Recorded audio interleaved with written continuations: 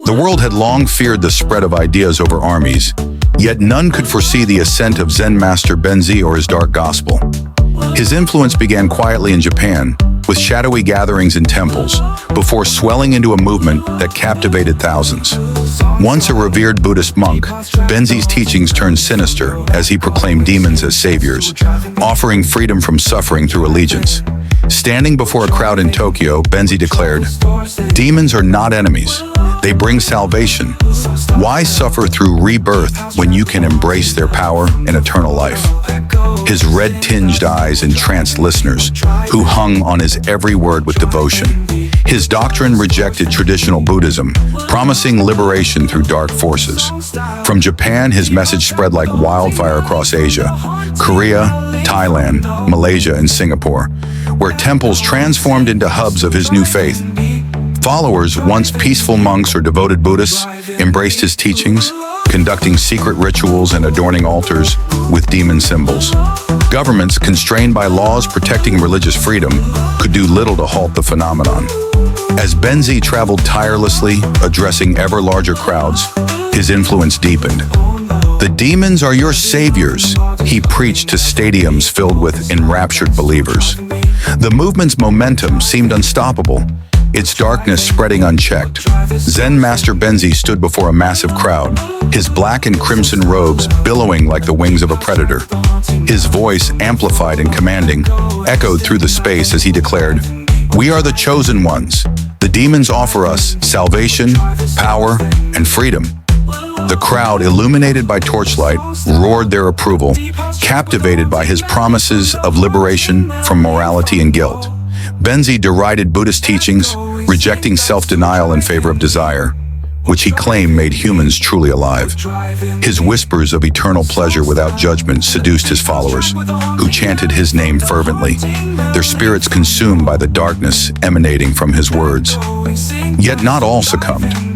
In Bangkok, Phra Jiran, a steadfast monk, led a small group resisting Benzi's influence, vowing to preserve true Buddhist teachings despite overwhelming odds.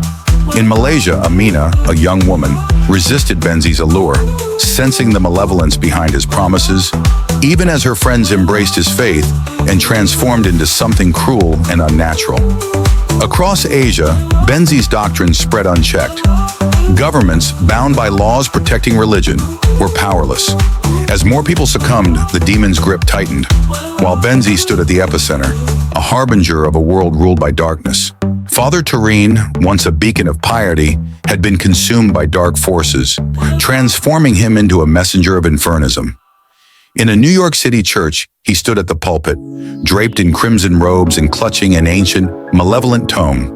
His voice, soft yet menacing, resonated through the cathedral as he declared, "God has forsaken you. Your prayers go unheard, and heaven is a lie." His words enthralled the congregation, casting doubt even among the devout. "The demons do not wish to harm you," he proclaimed. "They offer freedom, freedom from judgment, guilt, and suffering." His gaze, dark and consuming, held the crowd captive as he preached the virtues of infernism: power, indulgence, and liberation from divine constraints. Matthew, a longtime parishioner, resisted. "This is wrong," he shouted, his voice breaking the eerie silence. Turin sneered, dismissing him with a chilling reply. "You still cling to the old ways, to suffering. But those who follow infernism know true freedom." Drawn by Turin's words, many approached the altar, their eyes glowing with a sinister light as infernism's grip tightened. Despite his defiance, Matthew watched in growing despair as his faith community succumbed to the darkness. Father Turin, once a devoted servant of God, became the architect of infernism, a dark faith rooted in chaos and power. His transformation began quietly, spreading like a storm over the spiritual world. From cathedrals in New York to basilicas in Europe, Turin preached a doctrine that rejected salvation and morality, offering freedom and power through darkness instead. "Infernism," he declared, "is the truth you've always feared. God offers false hope, but true power lies in embracing your darkness. Follow me, and I will show you immortality." His voice carried an unsettling allure, bypassing reason and preying on doubts. In New York, congregants sat frozen, torn between horror and fascination. For every person who clutched their rosary, two more leaned into Turin's promises of liberation from guilt and divine judgment. His journey extended to Montreal, Lourdes, and even St. Peter's Basilica in Italy. At each stop, Turin dismantled faith with chilling precision. God has forsaken you, he proclaimed. Your suffering is meaningless, but in pain, there is power. Join me and harness it. His words stirred primal hunger, planting seeds of doubt and darkness among the faithful. With each city he visited, Infernism grew, its shadow stretching over the world. Father Turin's influence spread across Spain, reaching the cathedrals of Seville and Barcelona. His followers, eyes glowing red with demonic energy, preached Infernism with fervor, converting friends and strangers alike. Resistance arose in England, where religious leaders denounced him as a heretic. Yet the allure of power drowned out their warnings. Turin's message resonated with the masses, offering freedom from morality and salvation through darkness. Everywhere he went, Turin left behind legions of the damned. His followers, once ordinary people, whispered prayers in ancient, forgotten tongues, their hearts consumed by darkness. Reality itself seemed to shift around them, bending to their will. Governments were powerless. Laws protecting freedom of religion left nations helpless as the tide of Infernism rose unchecked. Whispers grew that Turin was no longer human. Some claimed the dark energy he commanded had transformed him into a monstrous being, his glowing red eyes and malevolent voice reflecting the demonic forces within. Unperturbed, Turin pressed forward, determined to extinguish all resistance. In Berlin, addressing thousands of followers with glowing eyes like his own, he proclaimed, "The old gods are fading. We will rise as gods, ruling a new world of fire and shadow." The crowd erupted in fervent approval as Turin's vision of a remade world drew ever closer to reality. The wind had whispered ominously, carrying distant thunder as Ira stared at the gathering storm on the horizon. Shadows twisted in the dim room as dread consumed him, deep and unshakable. News of Father Turin and Zen Master Benzi's sermons had reached him through fearful whispers, their followers exuding a dark energy that Ira recognized. He knew it was Bray. The ancient malevolence pulsing through their words was unmistakable, unraveling the fabric of reality into chaos and shadow. Ira, burdened by Marduk's purpose, reflected on his resurrection. Brought back to combat Bray's growing influence, he questioned his ability to confront an evil so vast. The spreading sermons acted as signals for Bray's army of the corrupted, whose presence pressed coldly against the world, suffocating it in shadow.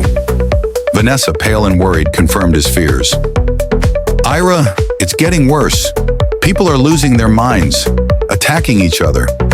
There's a darkness in their eyes, like they're not themselves anymore," she said, her voice trembling. As Ira stood amidst the weight of despair, memories of battles past surfaced. But this war was different, a war for souls against Bray's plague of corruption. Despite the pull of darkness, Ira clung to the hope of Marduk's light, though he doubted if it would be enough. Ira observed the storm outside, his clenched jaw mirroring his resolve. He had seen the malevolent energy of Bray in the red, bloodshot eyes of Turin's and Benzi's corrupted followers. The darkness was spreading faster than he had anticipated, seemingly unstoppable. Vanessa, trembling, stepped closer and asked, "What are we going to do? How can we fight something like this?" Ira's grim reply reflected his uncertainty, but also his purpose. "I don't know how," he admitted, "but we will find a way. I believe in Marduk's will. This is why I'm here." Vanessa found strength in his quiet determination. As the storm intensified, Ira strategized. "Bray's influence is growing through Turin and Benzi. We need to find the source of his power and cut it off." Vanessa's determination solidified. "What do you need me to do?" she asked. Ira softened briefly. "Stay close, Vanessa. Whatever happens, we face this together." She smiled faintly. "Always." With the storm raging, Ira felt a calm certainty. Despite the enormity of their task and Bray's growing army, he trusted Marduk's light. As rain lashed the windows, Ira prepared to confront Bray, determined to stop him, even at the ultimate cost.